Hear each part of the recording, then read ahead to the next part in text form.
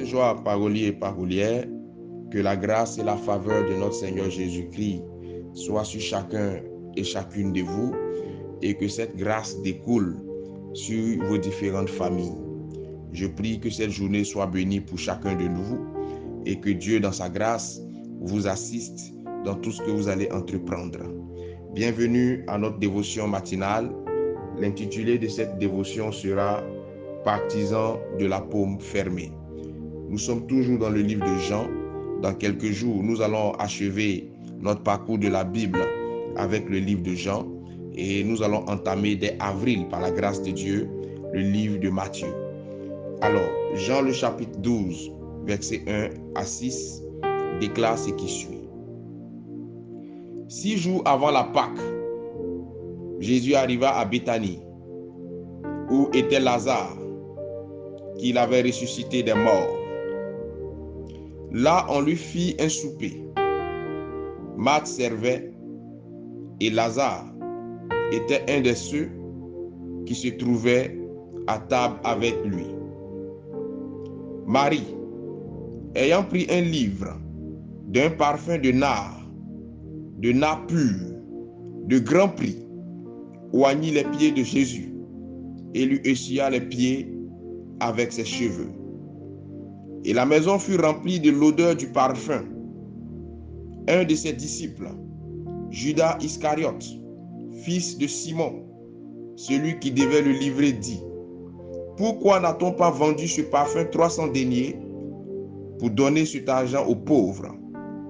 Il disait cela non parce qu'il était en peine des pauvres, mais parce qu'il était voleur et que, tenant la bourse du Seigneur, il prenait ce qu'on y mettait. Amen. Amen. Amen. Vois-tu, la question des finances, la question du soutien de l'œuvre ou des serviteurs de Dieu a toujours été une question à scandale et à polémique dans l'Église. Et même dans le passage que nous venons de lire, il s'est trouvé une personne pour s'offusquer, il s'est trouvé une personne pour critiquer le fait qu'on utilise un parfum de grande valeur pour oindre les pieds du Seigneur. C'est à croire que tout ce qui est de qualité peut revenir à tout le monde, sauf au pasteur, sauf à l'œuvre de Dieu. Lorsqu'on parle de médiocrité, lorsqu'on parle de difficultés, lorsqu'on parle de galère et de misère, ça va bien au pasteur, ça va bien à l'église. Mais lorsqu'on parle de gloire, lorsqu'on parle de choses de valeur et de qualité, ce n'est pas pour l'église. C'est un mauvais raisonnement. En vérité, tu veux qu'on prie toujours pour toi. Tu aimes bien ça. Tu aimes quand ton pasteur te fait savoir qu'il est en jeûne pour toi. Tu adores lorsqu'il te donne des révélations à l'issue de ce jeûne. Tu es celui-là qui aime expliquer des songes, qui aime être écouté, qui aime être orienté par son pasteur. Tu veux qu'il te soutienne sans relâche, jour et nuit, en toute occasion favorable ou non, sans murmurer ni hésiter. Mais quand il s'agit de faire une offrande, quand il s'agit de payer une dîme, quand il s'agit de faire une action de grâce, tu trouves à redire ou à murmurer.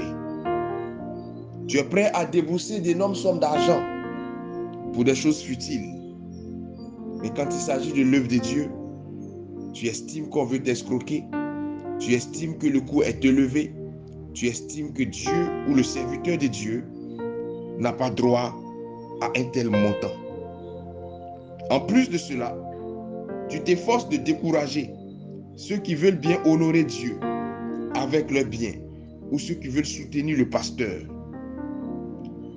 On t'a souvent fait croire, et certains même pasteurs qui t'ont léché les bottes, permets-moi le thème, t'ont souvent fait croire qu'ils attendaient ton argent, qu'ils attendaient tes offrandes et dîmes pour vivre.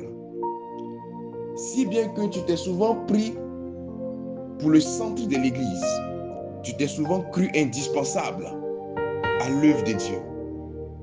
Du coup, tu as parfois vu le pasteur comme un raté, comme un moins que rien, comme un fainéant qui n'attendait que tes offrandes pour se nourrir et pour prendre soin de sa famille. En vérité, un pasteur n'est pas un raté. En vérité, un pasteur n'est aucunement un mendiant qui attend tes offrandes pour vivre. Servir Dieu est un métier noble. Servir Dieu est un métier honorable. Et être pasteur est un honneur que chaque pasteur doit pouvoir valoriser, sacraliser et non déshonorer.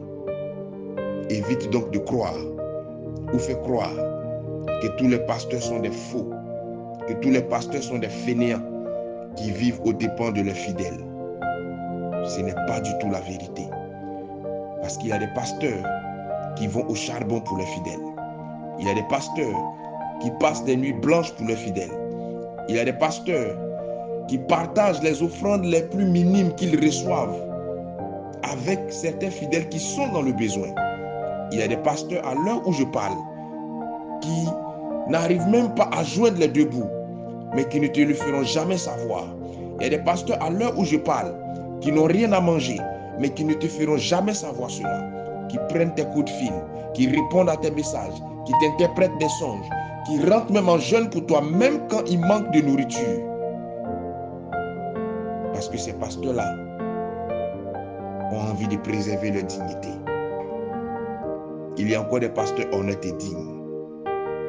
Dans la Bible, Judas Iscariote n'a pas seulement eu la trahison comme attitude, il a été aussi un décourageur actif de ceux qui voulaient soutenir Christ et l'œuvre de Dieu. La preuve en est qu'il a critiqué le geste de Marie de Magdala, qui a appliqué le parfum de grande valeur sur les pieds de Jésus. Et pour se donner bonne conscience, il a prétexté qu'on pouvait donner cet argent aux pauvres. Si tu as pour habitude de décourager les autres, comme Judas Iscariote l'a fait, répands-toi. Je peux comprendre que tu n'aies pas envie de soutenir l'œuvre de Dieu. Je peux accepter que tu n'aies pas envie de soutenir un pasteur, mais ne t'érige pas en obstacle pour ceux qui ont bien envie de le faire. Que le Seigneur te donne la bonne compréhension des choses et que sa grâce soit sur toi. Shalom chez toi.